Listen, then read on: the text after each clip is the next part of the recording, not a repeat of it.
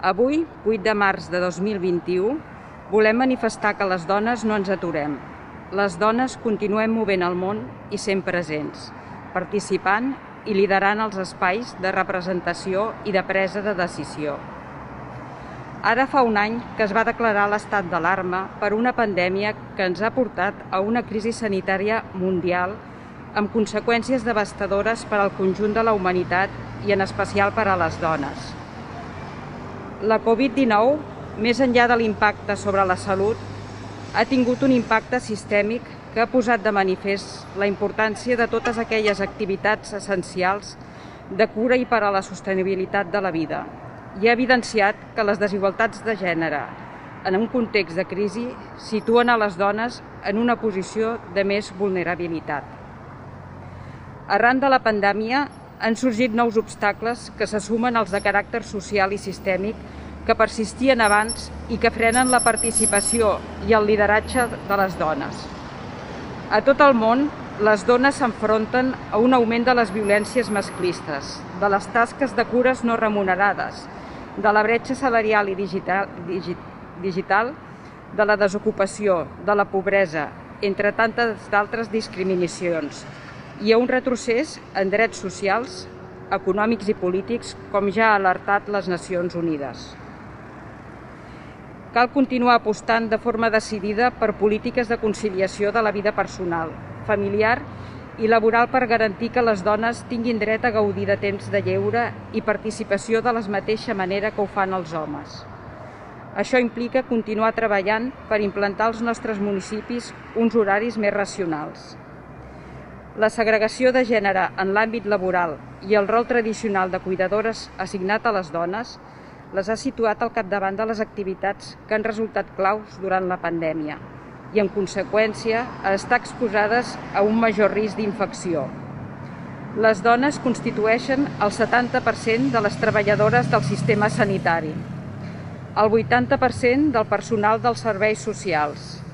el 84% dels treballadors a residències de gent gran,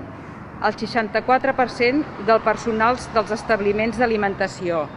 i el 86% del personal de neteja. Durant aquest any hem vist augmentar la precarietat de les dones al mercat de treball i la feminització de la pobresa. Les dones han patit més reduccions de jornada laboral comportant una pèrdua d'ingressos, un major augment de l'atur, de la precarietat en l'economia informal i, com a conseqüència, un major risc de la pobresa. El tancament de les escoles i el confinament han comportat un increment de les tasques domèstiques i de cura a realitzar dins de les llars, feines històricament associades a les dones i que continuen recaient en major mesura en elles.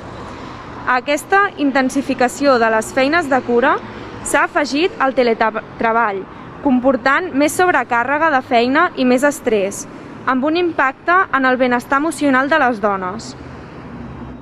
El context de confinament i pandèmia ha augmentat el risc de les dones a patir violència masclista, exposant-les a conviure 24 hores amb el seu agressor, tal com indiquen l'augment de denúncies i atencions realitzades pels serveis i entitats especialitzades. A més, el confinament ha dificultat considerablement l'accés a la denúncia, així com l'accés a xarxes familiars, comunitàries i laborals que podrien oferir contenció i ajuda. Tot i aquest major impacte i presència femenina al capdavant de la pandèmia, hem vist com entre les veus expertes des de l'epidemiologia, la medicina i altres àmbits de coneixement, així com en la presa de decisions a l'hora de dissenyar i implementar mesures per donar resposta a la crisi sanitària, no hi han estat. Aquesta infrarrepresentació de les dones també es fa palesa en els espais de presa de decisió política. Només 20 països tenen una dona com a cap d'estat o de govern. De les dones ocupen només un 24,9% els escons parlamentaris nacionals a tot el món i un 36,3% dels càrrecs electes a nivell local. Aquest fet es tradueix a una major dificultat per incloure les necessitats específiques de les dones en els processos de desenvolupament, avaluació i seguiment de les polítiques, plans i pressupostos associats a la lluita contra la Covid-19, inclosa la recuperació econòmica i resiliència sanitària en un futur. En aquest sentit, cal destacar l'abordatge i la gestió de la crisi que s'ha fet a països liderats per dones, com Dinamarca, Etiòpia, Finlàndia, Alemanya, Islàndia, Nova Zelanda, Eslovàquia o Taiwan. La seva gestió ha estat reconeguda a nivell mundial per la seva eficàcia per fer front a l'impacte sanitari i socioeconòmic de la pandèmia i ha constituït un exemple de com els lideratges femenins aporten polítiques i pressupostos més efectius, inclusius i justos per afrontar les crisis. És per això que calen lideratges feministes.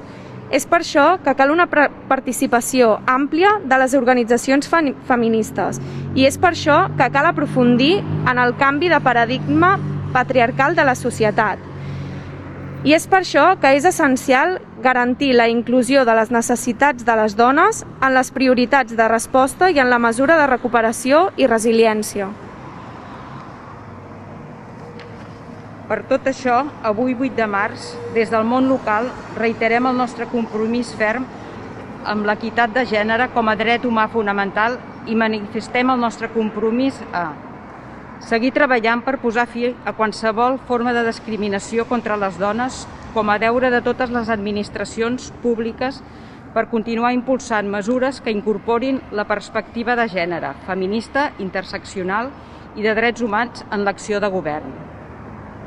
Implantar mesures destinades a mitigar l'impacte de gènere derivat de la crisi provocada per la Covid-19 i a garantir la igualtat real i efectiva entre homes i dones, incorporant la perspectiva de gènere a totes les polítiques públiques i les actuacions de resposta que es defineixen des de l'àmbit econòmic, social, etc. Promoure la participació plena i efectiva de les dones en tots els nivells de decisió en la vida política, econòmica, social i cultural, així com també a definir estratègies concretes en relació a les cures des de l'àmbit supralocal i municipal que permetin reforçar els serveis, dignificar les professions vinculades, donar suport a treballadores i persones cuidadores en l'àmbit familiar, promoure la corresponsabilitat dels homes i recolzar els espais i xarxes comunitàries. Promoure pactes del temps en l'àmbit municipal, tal com recomana el Pacte per la Reforma Horària de l'any 2017, signat per 110 entitats i institucions, per aconseguir que l'any 2025 els horaris de Catalunya siguin equiparats als de països europeus i siguin més racionals i saludables. A desplegar, en col·laboració amb la Generalitat de Catalunya, la reforma de la Llei Catalana de Violència Masclista, recentment aprovada, així com a reforçar els mecanismes de suport a les entitats socials que estan atenent a les dones i que també es troben en situació molt complicada. Instar el nou govern de la Generalitat a implantar canvis organitzatius per a millorar la gestió de totes les polítiques d'igualtat de gènere i per a garantir la transversalitat de forma coordinada entre la Presidència de la Generalitat i l'Institut Català de les Dones, reforçant les direccions i unitats d'igualtat de totes les conselleries i departaments. Instar el Govern de l'Estat a aprovar com més aviat possible el Pla Estratègic d'Igualtat d'Oportunitats i a posar les bases per a un sistema de polítiques de cures comptant amb la participació dels diferents nivells administratius. No ens aturem. Continuem treballant per uns municipis més justos, inclusius i equitatius. Fem ciutats i pobles feministes.